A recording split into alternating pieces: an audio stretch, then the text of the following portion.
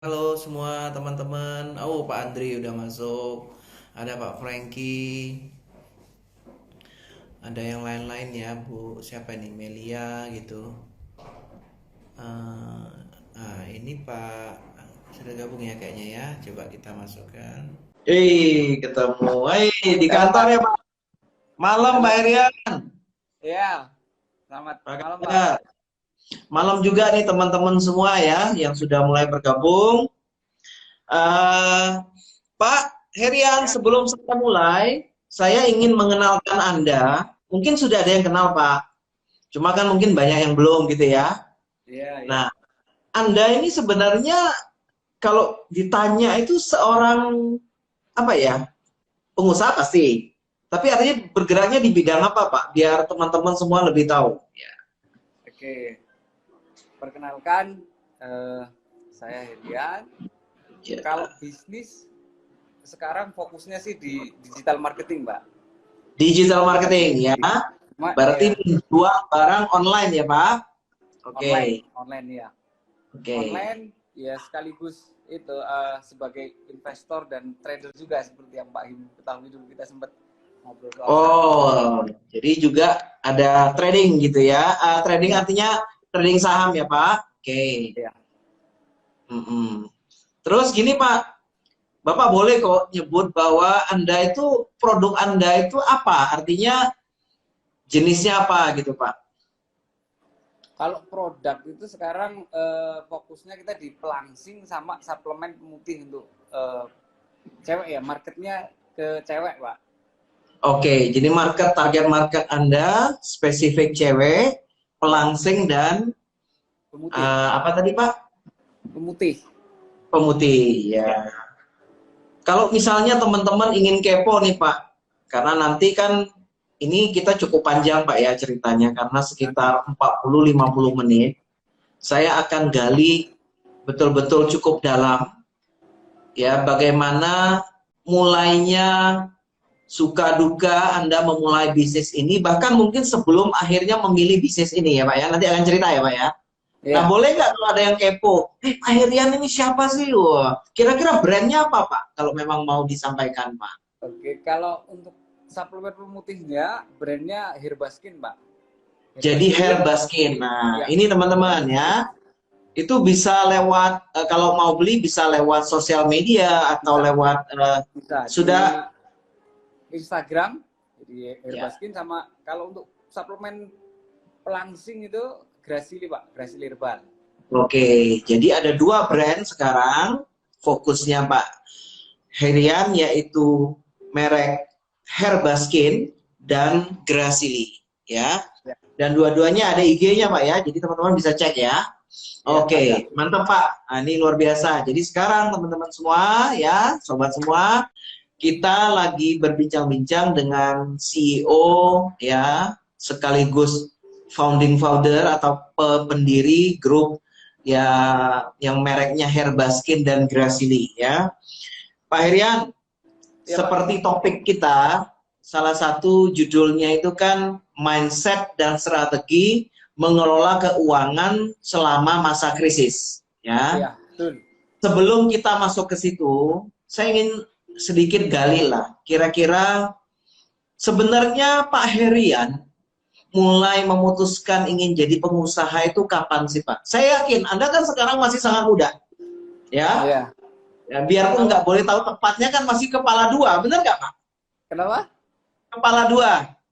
Baru 21 sekarang, Pak. Gila. Hmm.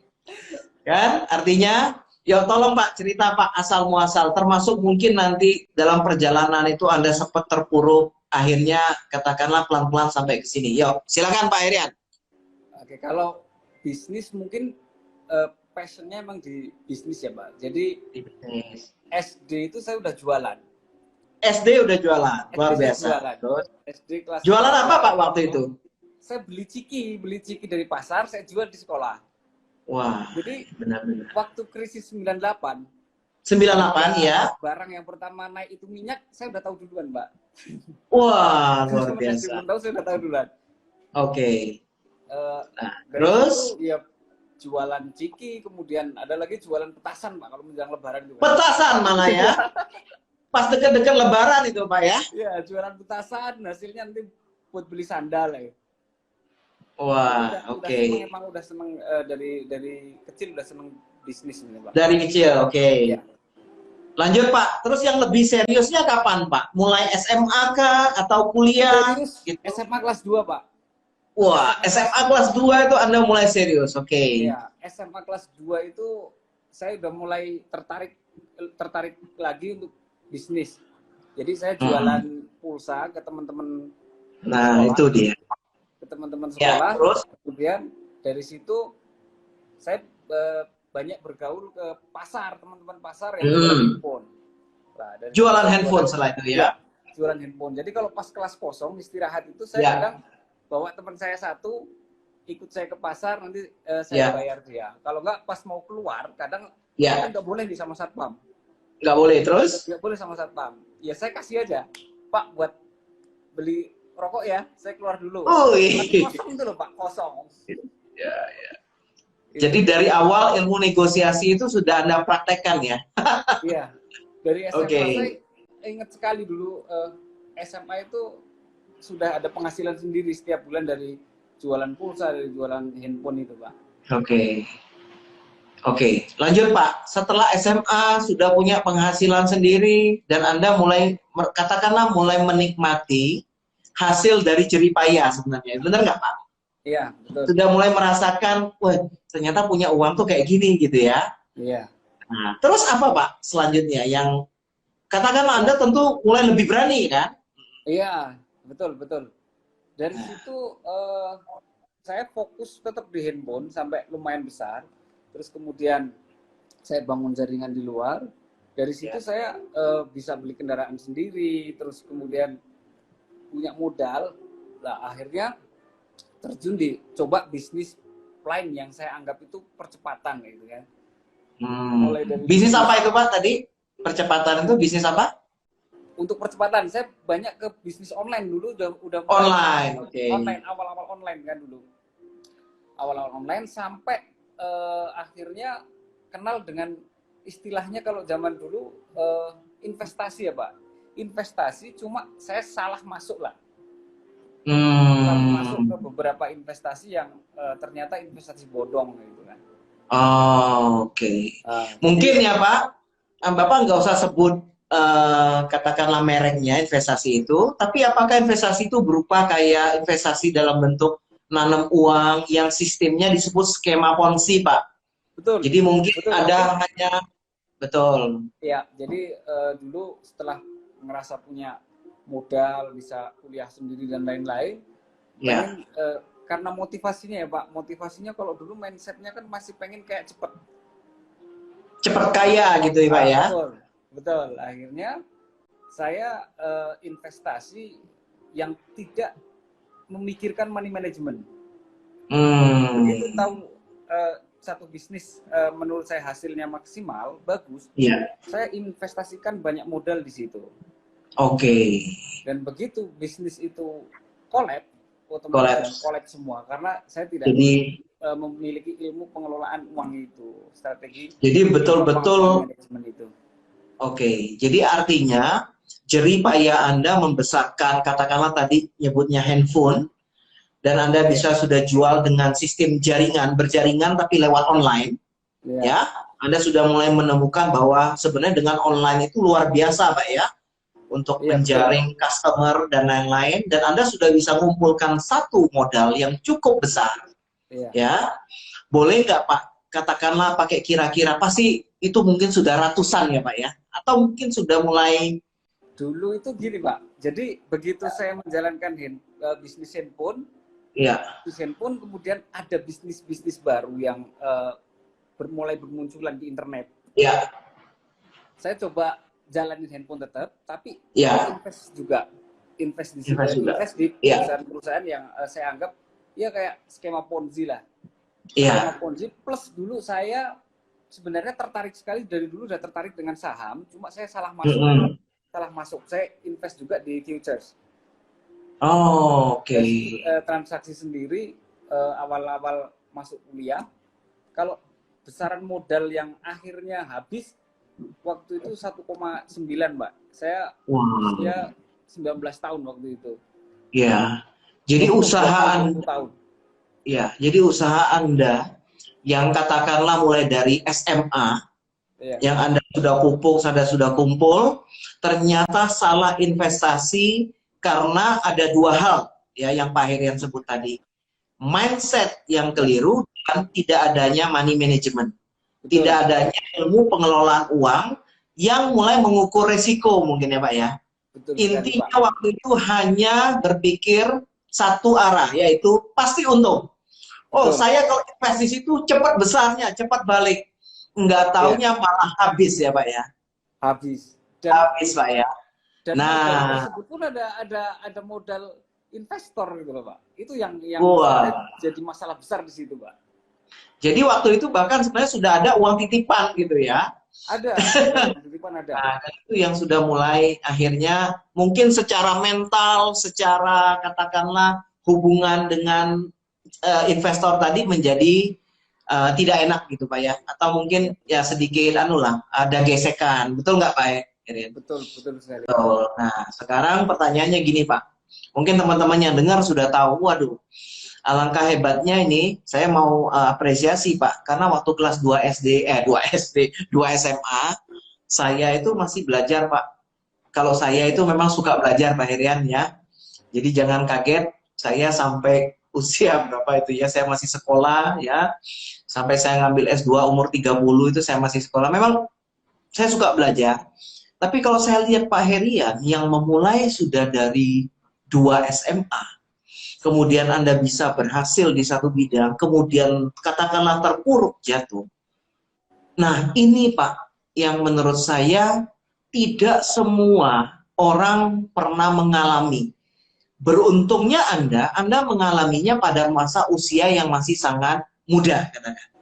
Tenaganya masih kuat, ide-ide masih banyak, betul nggak Pak?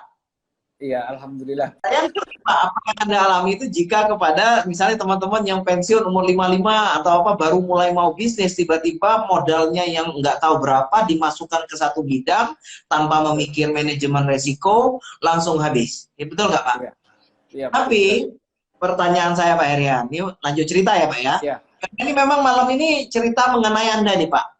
oke. Bagaimana akhirnya dari keterpurukan itu Anda bisa mulai mengubah mindset dan eh, katakanlah mengelola uang dengan jauh lebih memperhatikan resiko ya.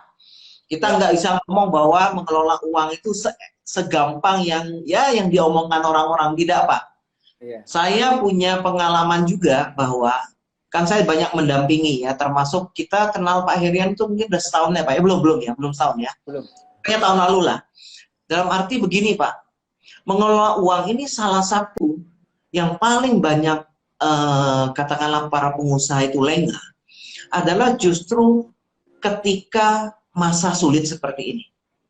Karena ketika masanya enak, artinya penjualan bagus, itu semua terlena, Pak. Iya, Ya, betul bahkan sekali, Pak. mungkin mereka tidak efisien pun mereka tidak tahu. Kenapa? Karena penjualan bagus, margin masih cukup bagus, sehingga ya sudah jalan. Tapi ketika masa krisis seperti ini, nah ini ada tesnya ini. Inilah waktu yang melihat bahwa sudah efisienkah organisasinya, sudah betulkah cara mengelola uangnya, betulkah bidang yang masuk dan lain-lain. Nah, yuk Pak Herian cerita Pak. Setelah terpuruk, ya otomatis stres kan Pak, ya waktu Iya, itu. tentu sangat stres itu. Nah, gimana Pak? Anda akhirnya pelan-pelan bisa balik? Atau sebenarnya cerita dulu deh terpuruknya? Boleh Eh, Pak? Wow. jadi waktu itu kan saya tepat usia 20 tahun. Saya Ya, kehilangan semuanya. Saya mulai dari semuanya ya. kehilangan kendaraan ya, mulai mobil, motor, Ya. semuanya habis. Sampai kepercayaan Habis Pak ya? saya habis total. Bener-bener Itu habis ya? saya ingat sekali dulu saya kan pakai kawat gigi nih Pak. Ya, Sampai mau benerin kawat gigi itu sampai nggak punya duit buat buat sampai nggak ke punya dokter duit. gigi gitu. Wow, Bener-bener total habis dan total eh, habis. untuk bertahan aja sulit gitu loh. Ya, Bertahan sulit, di situ masih di-press sama beberapa orang yang masuk kaitan investasi tadi itu. Invest dengan saya, beberapa orang kalau yang paham resiko, oke lah paham resiko, tapi kalau yang tidak paham dengan resiko kan maunya gimana caranya balik kan. Nah, kalau mereka nagih sendiri sih oke lah gitu. Tapi mereka nagih itu beberapa menyuruh orang lain. Sampai saya pernah itu didatengin sekitar 10 preman, Pak. Wih, sampai preman, segitu ya? Iya, 10 preman. Wow. Yang telepon kan satu, Pak. Yang telepon satu saya kan saya berani pas telepon satu. Giliran datang ada 10 orang. 10 ya. Waduh. 10 orang itu saya baru dengar, saya posisi di kamar, Pak. Bisa dibayangin, saya umur 20 tahun, saya di kamar sendiri di kos. Begitu orangnya mau datang, saya udah lonjak-lonjak dulu nih, biar mental saya berani kan. Begitu ada yang ketok pintu, suara dari luar itu udah suara, mana Heri? Mana Heri? Urusan sama saya tidak seperti urusan dengan orang lain. Urusan sama saya bunuh begitu kan. Saya drop, Pak. Dan itu kayaknya serius ya, Pak, karena udah memang ancamannya sudah mau ke tanda petik nyawa itu ya, Pak ya. Serius itu benar-benar saya langsung drop. Saya cuma bisa berdoa. Betul. Begitu dia datang, dia masih ngancam kan kayak gitu kan, ada yang press, ada yang kendor kan. Betul. Masih diancam terus. Kemudian dia keluar, masuk lagi. Saya cuma bisa berdoa lah, mau diminta apanya, apa-apa aja udah nggak punya. Masalahnya susah waktu itu, Pak. Iya. Terus mungkin doa saya dijawab oleh Allah waktu itu. 3 kali dia masuk, yang preman paling istilahnya kalau Wonosobo itu paling sangar gitu. Masuk dia tanya, Her, ini sebenarnya masalah apa sih? Oh, aduh. Orang dirundaki tapi nggak tahu masalahnya. Masalahnya kayak gini. Oh, kalau masalah kayak gitu tuh bukan utang piutang, itu investasi. Keluarga saya banyak juga yang kayak gitu. Oh, ada pembelaan. Jadi lebih plong ya, lebih plong. Oke. Iya. Dan jadi sih tidak cerita dari situ kan itu baru satu suruhan orang, belum yang lain. Satu ya, belum yang lainnya. Belum yang lain, itu terus-terusan sampai saya mau mikir aja nggak bisa. Jadi betul-betul secara mental itu terkuras ya, Pak ya. Terkuras. Karena saya mau besok mau bergerak apa, mau makan apa, itu aja kan bingung. Boro-boro buat nyelesain nih, ayo kita selesaiin. Nggak bisa waktu itu, Pak. Sempat sampai depresi nggak, Pak? Kenapa? Sampai depresi. Depresi itu artinya, maaf ya, benar-benar itu Anda udah nggak punya mood untuk katakanlah semangat, untuk katakanlah hidup, semangat untuk kayak beraktivitas. Sempat nggak sampai gitu? Sempat. Saya sempat ada di titik itu. Karena saya mikir gini, Pak. Kalau saya mau kerja, kira-kira butuh lebih dari 10 tahun untuk menutup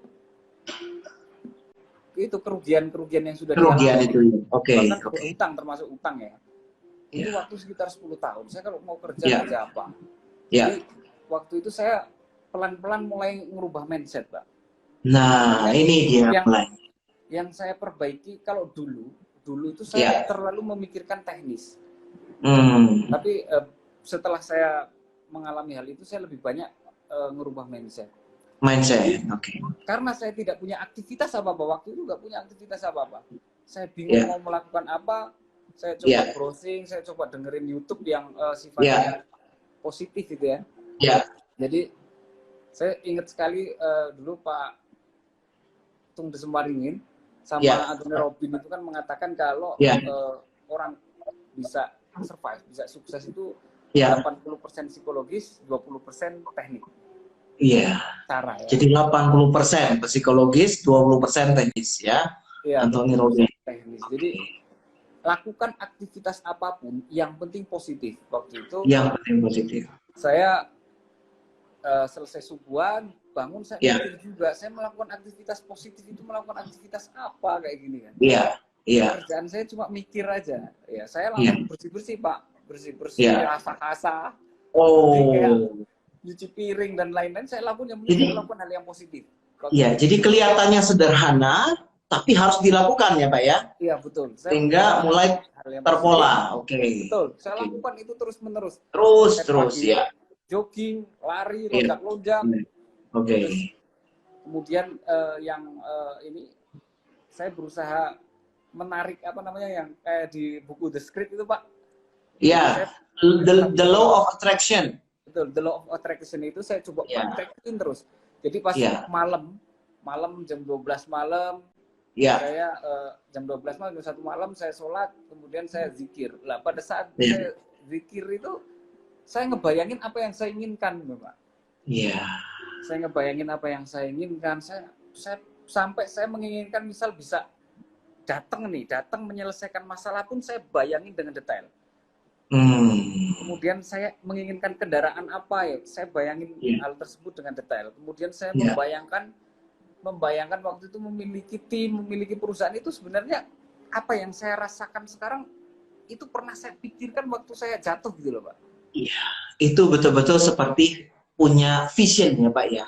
Iya. Punya bayangan ke depan mau seperti apa pada waktu Anda terpuruk itu Anda sudah bayangkan ya. Iya, betul. Saya sudah ngebayangin itu tuh. Saya ngebayangin yang enak-enak terus, Pak. Jadi kalau pas saya saking bingungnya mau ngebayangin yang enak-enak apa, saya ngebayangin aja nanam pohon, terus kemudian pohon itu tumbuh daunnya berupa duit, buahnya berupa duit. Jadi saya sampai gila itu saya pikiran saya. Saya cuma bisa narik pikiran karena saya tidak tahu harus berbuat apa itu, Pak. Oke. Nah itu Pak Andri bilang visualisasi. Ya, Pak Andri. Ya, yang tadi belum kelihatan.